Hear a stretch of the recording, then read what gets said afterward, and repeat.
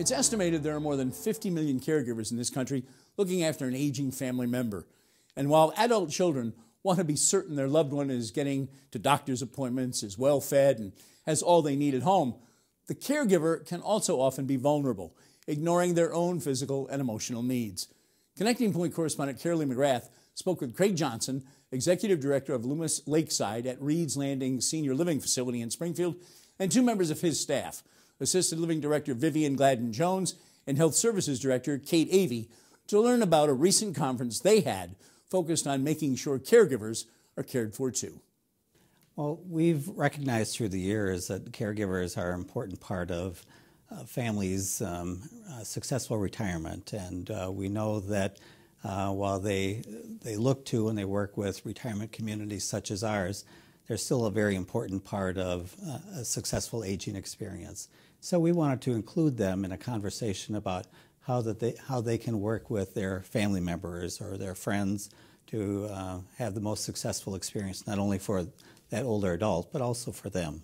Okay, there's a lot of stress involved, Vivian. I can only imagine when you're taking care of your family, but also taking care of your parents. What do you see in your line of work? The decision to know when is the right time to move your loved one, there's a lot of anxiety. I think there's a lot of fear, and a lot of it is just fear of the unknown.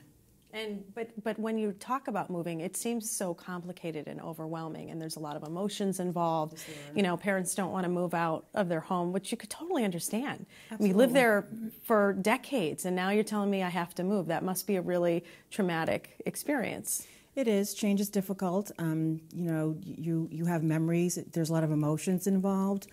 What we try to encourage, or what I try to explain to families and loved ones is, you know, moving to a different community doesn't mean you're giving up your independence. We try to encourage independence as much as possible. If there are things that you can do, we like to see you. We encourage you to continue doing those. It's nice knowing though that there is help available should you need it. Specifically with caregivers, though, who then take on the role of making sure that mom and dad are safe, are fed, emotionally okay, those caregivers in turn have a lot of their own issues that they have to deal with, but often those are pushed aside. Can you talk about that? That's true. A lot of times we put our own health on the back burner to make sure that our parents' health is taken care of, making sure, and then a lot of people our age too have children.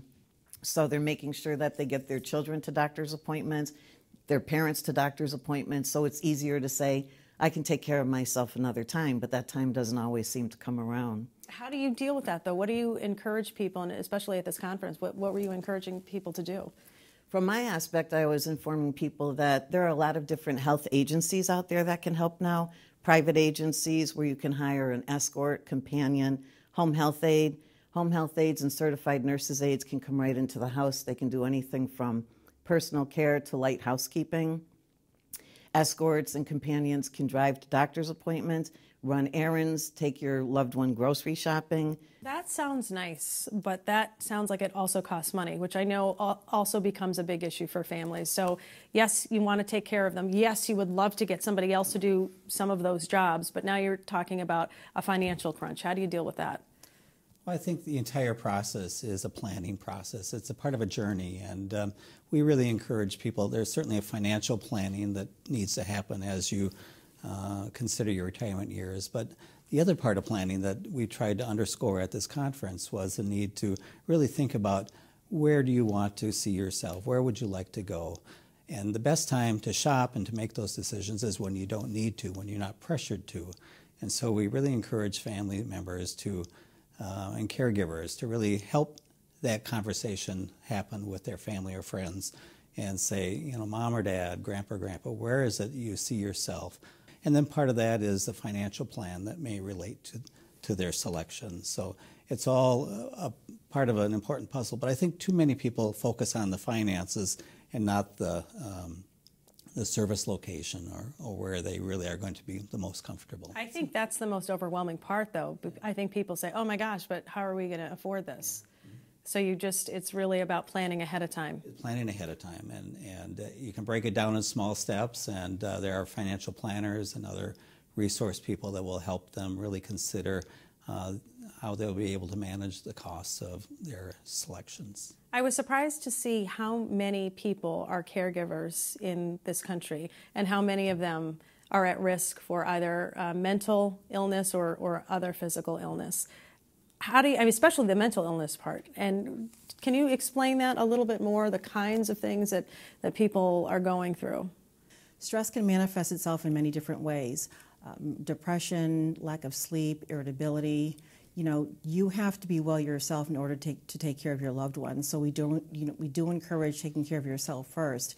If you're not well, you certainly can't take care of someone else. So when I'm talking with family members, I actually can relate to what they're going through. So I use my own personal experience to explain that taking care of yourself is the most important thing you can do in order to take care of your loved one. And finally, Cate, I'm sure that there are resources out there, and you had mentioned them as well, but how would you encourage somebody who might be watching the segment now, who's going through that, who might be embarrassed, you know, to tell somebody that they are stressed out or they do have anxiety over this? How would you encourage them to look for help? There are definitely caregiver support groups, many of them local here.